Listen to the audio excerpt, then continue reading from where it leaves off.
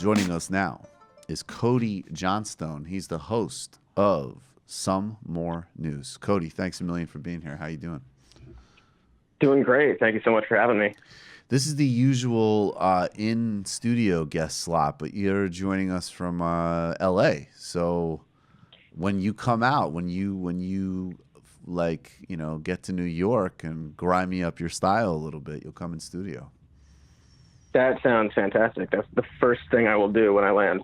Literally the first thing. Don't even stop to shower or anything like that. You just get off the plane. And then I'll come right back here. That's right. I like that. I want more commitment like that from guests, actually. You get out, you get on your app, and then you forever negotiate with whatever service you're using because there's some special stupid lane at JFK to pick you up, and then they can't find where you are and you can't find where they are, and they're like, my friend, it is you say Delta, and you're like, yes. And then they cancel, and then you cancel, and then you end up in a cab, and then you come here. And then you do the show. And I'll do the interview, I guess, in the cab because I'll probably be late because of all those things that just happened. Yes. And then you get in, you sit down, you do the show, and then you get some Discord questions. You have a couple of beers, and then you get out, get back to Yeah, get back to beautiful LA. Yeah. Can't wait. Yeah, right. Then you're back, and then you arrive in LA, and then people, when people don't know, if you haven't traveled to LA, when you get to LAX, they actually spray aromatherapy on you when you get into the airport. Get nice and relaxed. Yep. Talk about your worthwhile trip that you just did. Yeah. You go I had a really expansive trip to New York. I felt I could have done it by phone, but it was great. Cody, let's talk about Elon Musk. Good. I love that guy. Right. Oh, okay. Well, this is going to be a much bigger problem than I anticipated. Let me start with just what got you? I'll tell you after you tell me, but what got him on your radar? In terms of obviously, most people know who he is, but just as somebody that actually needed to be talked about and thought about a little bit more critically. I think it's just sort of an accumulation of things over time. Because I when I was younger, when he first started doing his stuff, I just liked the idea of what he was doing because who doesn't want electric cars? And I was very into just his general idea of, we're not doing enough for green energy, so I'm going to do it. But then I think the union stuff really got me. Just sort of finding out more what his worldview was and how he was approaching these things. I don't think he necessarily has the best intentions all the time. He says a lot of stuff where he's we don't want unions because it's not in line with our quest for clean, efficient energy. It's well, then why are you making flamethrowers in a candy store? So he just seems sort of generally dishonest. And then you look more and more into him and you see that he's not any different from any billionaire other than this sort of veneer of I'm helping without doing a lot of the work that I think that really requires of people. Yeah, I mean, look, I think I parallel you a lot. I mean, I just structurally, my politics, and I think any just kind of basic rational ability to kind of look at the world a little bit, that level of wealth concentration, even if it was Mother Teresa or whoever, maybe not Mother Teresa. I guess I read the Christopher Hitchens book. I'm trying to think of somebody more innocuous that everybody could agree is a good person. But even if it is Steph Curry, nobody Sure. $1 billion is a structurally that shouldn't exist as a category. And it doesn't matter if it's the most ethical people in the world. If you have a society where that level of wealth concentration exists, you have a non-functioning democracy.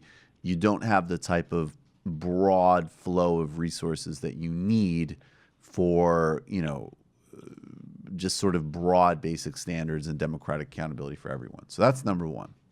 And then, number two, I noticed that here's a guy who, it seems to me, in contrast to somebody, frankly, like George Soros, who, of course, I have the same structural critique of, and I'm sure I have different politics than he does, but he actually did, like, you know, he has like a washing mechanism with some of his money, right? Like he's dumped his money into some very significant projects which were not clearly just extensions of his own personal self-interest, right? So even if we're going to take it in that like very, very narrow way. But here's a guy who was able, it seems to me, with like very little effort, brand himself as something that he just literally wasn't. He's a glorified government contractor as this like benign space age adventurer. And that's when I took notice. And then I got a whiff of the cult and the fans. And then I really became terrified. Yeah, it's not healthy. Right. And like, I mean, I think also like people sort of don't even realize how much money that truly is. It's very easy to be like, to think of billionaires as very similar to millionaires, which, you know, we can talk about that too, but like a billionaire is virtually unfathomable. Like that amount of money is grotesque. And I don't know, I think even like, you know, there's this the cult of sort of these people who kind of more associate themselves with Rick on Rick and Morty, or they see Elon Musk and they think of like Tony Stark or something. That person doesn't exist. And even then, like literally in the first Iron Man, Tony Stark changed his mind after he realized his weapons could be used against Americans. Like there was no moment of like, oh my God, I'm making weapons of war and that's bad. It's that, oh, some people like use the weapons against me and my kind. You can't control this massive flow of like light and precision weaponry that I'm just like unleashing across Central Asia, and it might hit my tank convoy. Yeah. And he, there's when he's announced his, like obviously all of his projects are very personal to him. It's all to benefit him. I think one of the other things that really made me pause was when he started talking about the Hyperloop and all these transportation plans, and it all centered around individuals with their cars to stay away from people. Right. Which just sort of tells me that he really doesn't get it and doesn't get what we as a society really need in his realm of what he's doing. But when he announced his Pravda, his journalist attacking site because he didn't like people's articles about him, someone had mentioned like I toured Tesla, and then they made us sign all these NDAs and these forms, which is not standard for journalists. I've been a journalist for 20 years or whatever. His response was like, wow, you're ignorant. I don't remember you, but disclosing classified U.S. missile technology to hostile nations would violate law. And he goes on, and it's just like, all right, Elon, thanks for the missile technology. Like, I don't know what he's trying to defend. I thought we were creating like a green solar planet. I didn't know that. Wait, what? I'm confused. Right, I thought we were creating this missile secrets now. Beautiful future. I had no idea. Okay, what is Elon Musk's background? Because he's also very into deploying the like, I came here with just the shoes of my feet, a backpack, and a handful of rare earth minerals. Right, exactly. Yeah. Yeah, I mean, his parents are rich. He went to all these private schools. He grew up in South Africa, right? Literally, yeah. Literally, his dad owned an emerald mine, and there's stories of him just like walking around with actual emeralds in his pocket. At one point, he stole some from his dad and sold them. And there's like a story about how like his how dad, do we like, know that story? Has he said that? Couldn't even close. Huh? Has he said that himself? Like, how do we know that story? That is a story. I'm going to try to pull it up. That's a story he's told of like, it's like him being cheeky sort of thing. Oh, he's being cheeky, yeah. Yeah, like, or like all of his sort of retorts on Twitter are this air of like, not a comic book villain, but kind of. Right. Where he sort of distances himself from the truth of what really happened in order to make the image of him seem fun. Even his flamethrowers that he's selling to What is people. the flamethrower? What is this thing? What is this flamethrower thing? I've been hearing about it. Like, not really flamethrowers, but they do shoot fire, and legally you can't import those. So he changed the name to Not a Flamethrower. It's all just sort of these side projects to make money for his boring company. Wait a second. This is Mike Cernovich playing with a Not a Flamethrower? Are you serious? Are you connecting? That's a real thing. I don't know if you guys saw it. You come over here God. for a sec. What Just the hold it in hell? selfie mode so I can kind of see. So just hold it like that. So let me go back just a little bit. So, Are you open to doing it again? No, I'm just going to show people. Well, yeah, can I do it again from here? Are you going to be okay? Well, shit, okay. Sorry. So I'm going to do it. Is that his wife? Mike, you keep doing you, bro. Exactly. I didn't even see that. He blocked me a long time ago. That's great. So he grew up, and by the way, this is another thing. I mentioned this once, and a lot of this type of dweeb that gets obsessed about Elon Musk said that I was being totally, of course, super racist and unfair. I didn't say anything in the sense that I really don't know, but I'm pretty grounded in South Africa. It's an area of interest for me. I cover quite a bit. If his parents or his dad was involved in major leadership in an emerald mine, presumably at some points before the collapse of apartheid. Now, I don't know. Maybe his dad was using his largesse to secretly fund the ANC or something. But I'm just saying, can we also add to the the tally here that it's this weird sort of rich boy from South Africa who's probably, his parents were probably not on the cutting edge of that issue? Yeah. I mean, that and yeah, seems I don't think that's anyone's really delved into that, but that's a valid question. It's given the context and how he acts anyway. right. I mean, I would be fascinated. Maybe his parents were super cool. Maybe there's lessons he didn't learn from them or something, or maybe he's Right. maybe he's secretly, but it's just very fascinating to me, especially because he is South African, that he doesn't even trot out Nelson Mandela chestnuts. Be a big oversight from the PR guys. Yeah, that's what I'm saying. Right. You wonder, what's there and what he's carried with him aside from, emeralds and whatnot. Yeah, that is exactly how I'd put it, Cody. That's exactly the type of thing that I wonder. So you found this guy. He's tweeting weird stuff. Nobody should be a billionaire. What is he actually doing? What are his actual businesses, and what has he actually accomplished? I hear a lot of talk. Every time I get hit with one of his followers, it's like I'm talking to a vision board and not a real person. It's okay, I guess that might be cool if that ever happened, but what actually is? Right. That's that's it, right? What is it? Because I mean, tangibly, he sold a bunch of electric cars to wealthy people. Right. He has developed, the solar panel technology he's developed is very impressive and very cool. It would be neat if he sort of installed them places that desperately need and could use them. But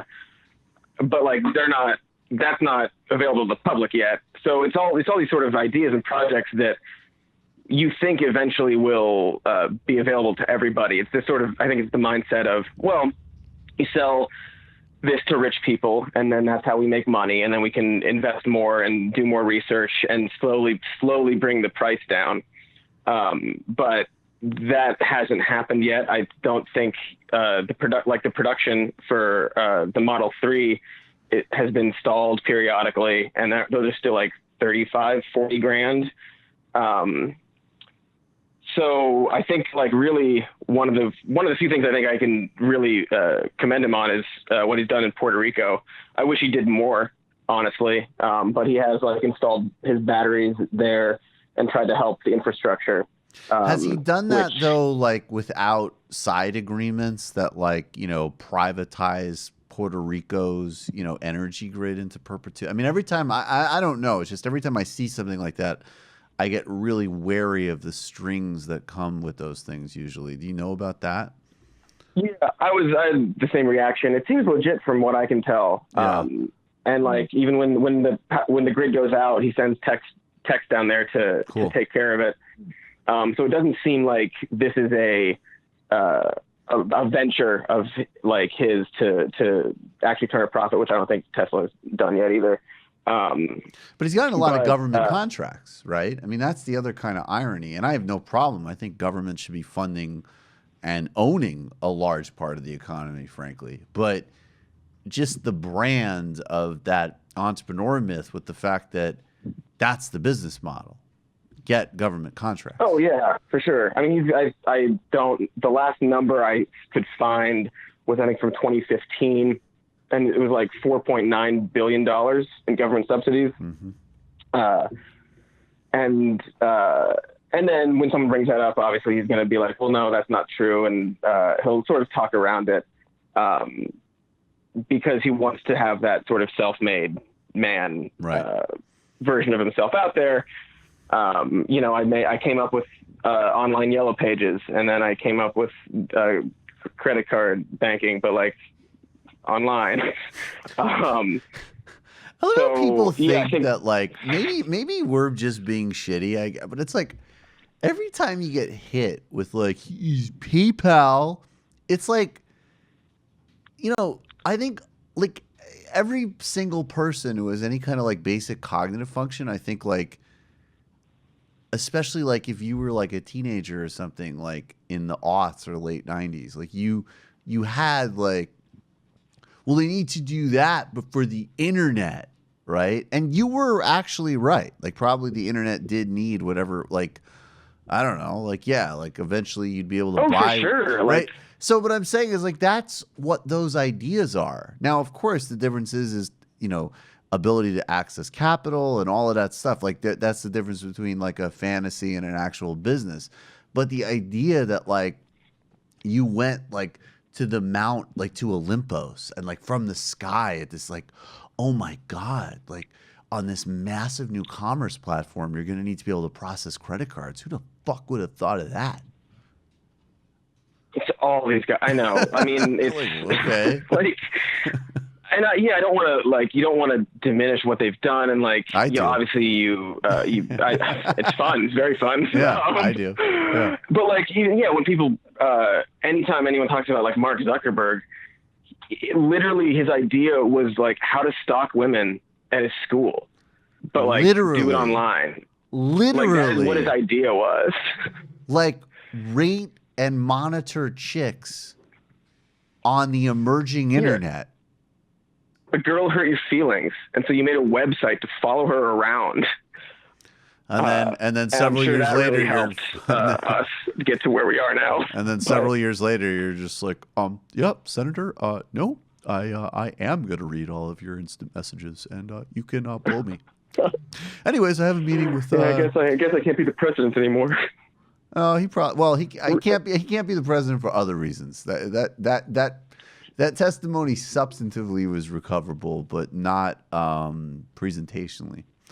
So no, he's been trying. For the past couple of years, he's been like hiring all these people to like really ramp up, and I think that everything of the past 5 months has just confirmed to him like, oh no, I'm not even going to be able to try to be the president anymore.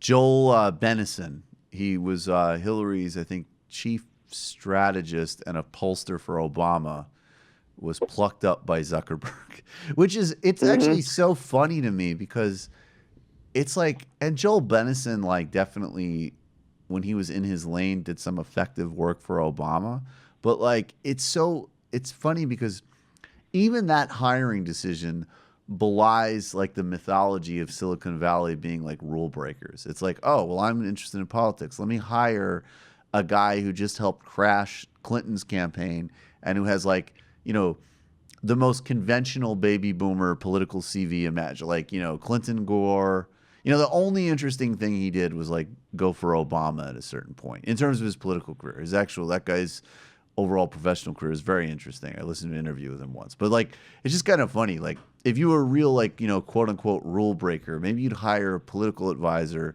that wasn't like involved in every major center-right Democratic campaign. Oh yeah, it's the safest thing he could have done. He also, who was it? There's an old Bush campaign aide he hired too. He just sort of went on I can't think of the name, but like he just basically went to like, what are the last 4 major political campaigns? Hire me all of them. I want to hire. Like, all right, man. Yeah. I guess that'll work. That's good. I believe that you have ideas that are specific. What if everybody's information was fed into a billboard, and then citizens could rate each other in a public way? Can it scan my eyeball if I look at it? Yeah. Well, I think that's. Then I'm down. All right, let's do it. Let's do it, Zach. Then I'm down.